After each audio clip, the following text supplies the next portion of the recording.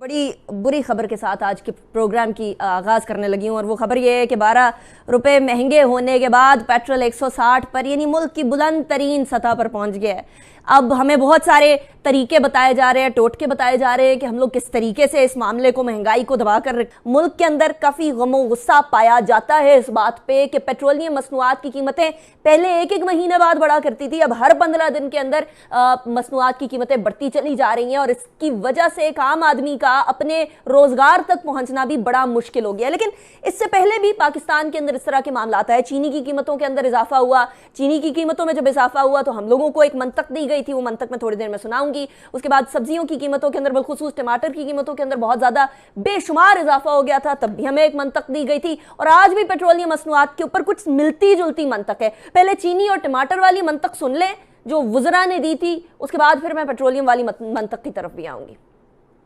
जरदारी ने अरबों डॉलर लुटाया आपका, यही नवाज शरीफ ने अरबों डॉलर लुटाया आपका, उसकी वजह से महंगाई है। अगर मैं एक चाय के चम्मच में 100 दाने डालता हूं तो अगर 9 दाने कम हो जाए, मैं 100 निवाले खाता हूं आटे के, तो अगर 9 निवाले कम खा लूं तो अपनी कौम के लिए मैं 9 निवालों की कुर्बानी नहीं कर सकता। जब तक टमाटर सस्ते नहीं होते आप दही इस्तेमाल करें, जब आप इस्तेमाल करना ही छोड़ देंगे तो ऑटोमेटिकली सस्ते हो जाएंगे। ये तब्दीली सरकार है और टमाटर काबू नहीं आ रहा आपके। देखें, हमारे पास बहुत जमीन पड़ी है, हम सबको चाहिए और स्पेशली हमारे लोगों की, एग्रीकल्चर लोगों की जिम्मेवारी होनी चाहिए कि हम तमाम अपनी सब्जियां वगैरह। अली अमीन गंडापुर साहब ने कहा कि चीनी इस्तेमाल करना बंद कर दो। मैंने चाय में चीनी इस्तेमाल करना बंद कर दी। जरताज गुल साहिबा ने कहा अपने सब्जियां उगा ले, अपने घर में सब्जियां उगाना शुरू कर दी।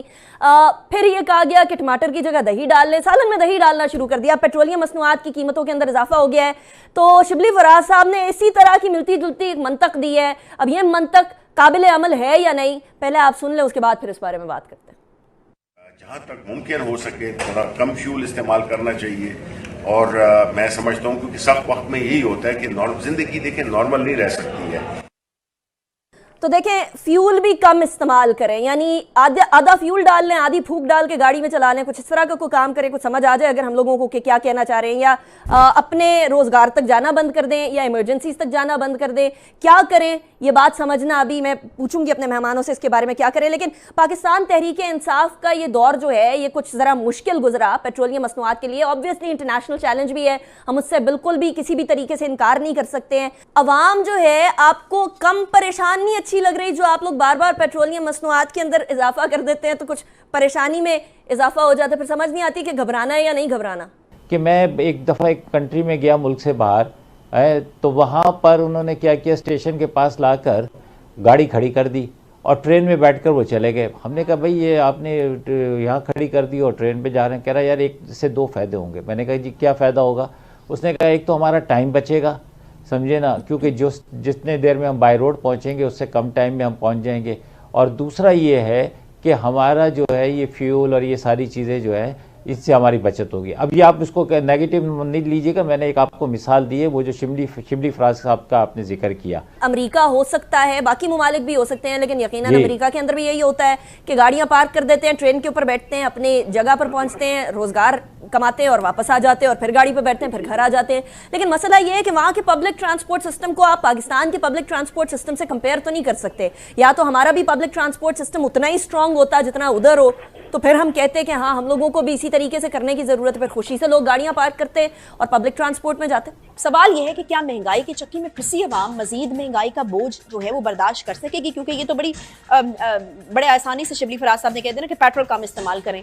अब पेट्रोल कम भी इस्तेमाल कर लें तो पेट्रोल के बढ़ने का असर जो है वो दीगर अशिया खुरनोश पर भी पड़ता है और जिंदगी के जो और सिलसिले जिस तरीके से चलते हैं उनके ऊपर भी डायरेक्टली पड़ता है।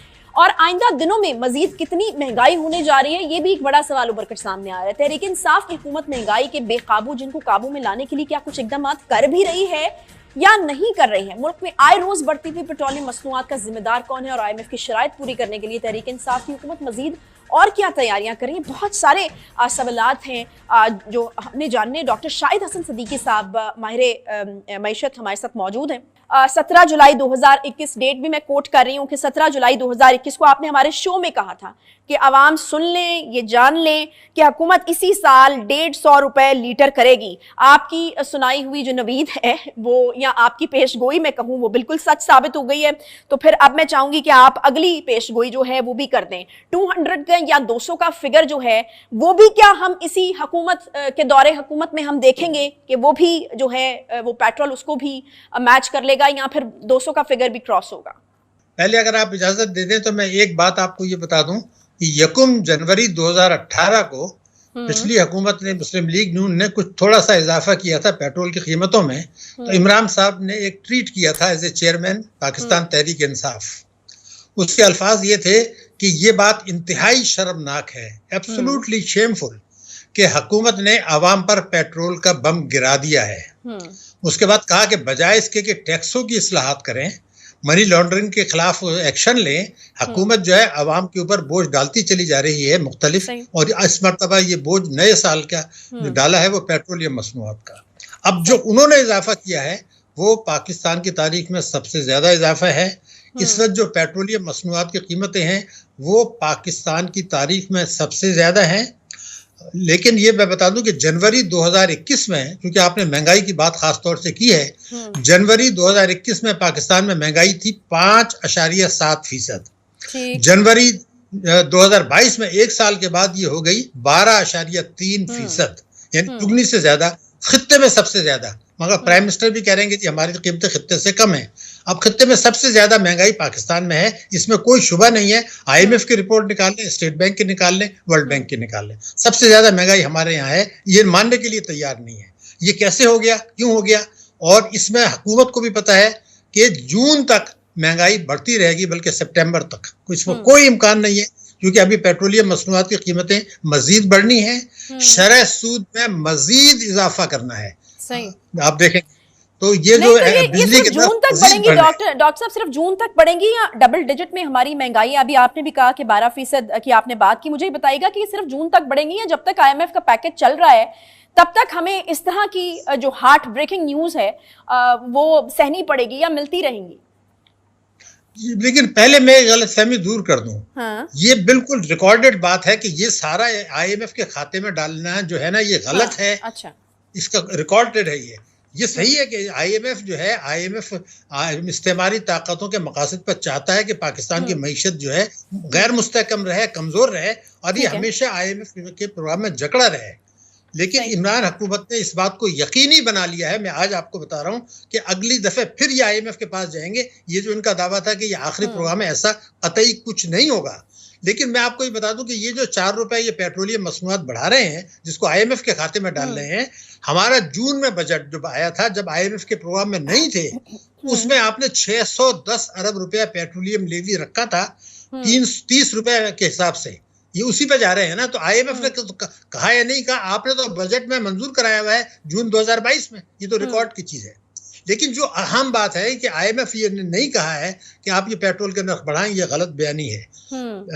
असल चीज ये है, मैं आपको पहले एक फिगर दे दूं जो हैरान कुन होगी, कि 2014 में आलमी मंडी में तेल की कीमतें थी $140 फी बैरल। अच्छा, $140 फी बैरल, और पाकिस्तान में पेट्रोल के नर्ख से 110 रुपया फी लीटर। $140 से अब ये कम होके $95 आ गई है। ये कम हुई है, $45 फी बैरल कम हुई है। लेकिन हमारी जो कीमतें हैं 110 रुपए के बजाय 160 रुपए हैं, जैसा अभी आपने अपने प्रोग्राम में बताया। तो एक तो IMF ने ये नहीं कहा था, ये IMF के खाते में गलत डाल रहे हैं। अच्छा। ये अपने टैक्सों की चोरी रोक रहे हैं, नहीं रोक रहे, ये एमनेस्टी दे रहे हैं, टैक्सों में मराद दे रहे हैं, शाहाना अखराजात कर रहे हैं, उसके नुकसानात पूरे कर रहे हैं। अब जब इन्होंने ये कहा था कि टैक्सों की इस्लाहात पिछली हुकूमत को कहा था करें, तो खुद तो इन्होंने ये कहा था 10 नुकाती हिकमत अमली में कि 100 दिन के अंदर हम अदल पर मबनी टैक्सों की पॉलिसी लाएंगे, जो आज तक नहीं लाई, ना आइंदा लाएंगे, क्योंकि ना खुद तैयार है, ना काबीना तैयार है, पार्लियामेंट तो बात की बात है। तो जब आप 3800 अरब रुपए आलमी बैंक कह रहे हैं पाकिस्तान टैक्सों में कम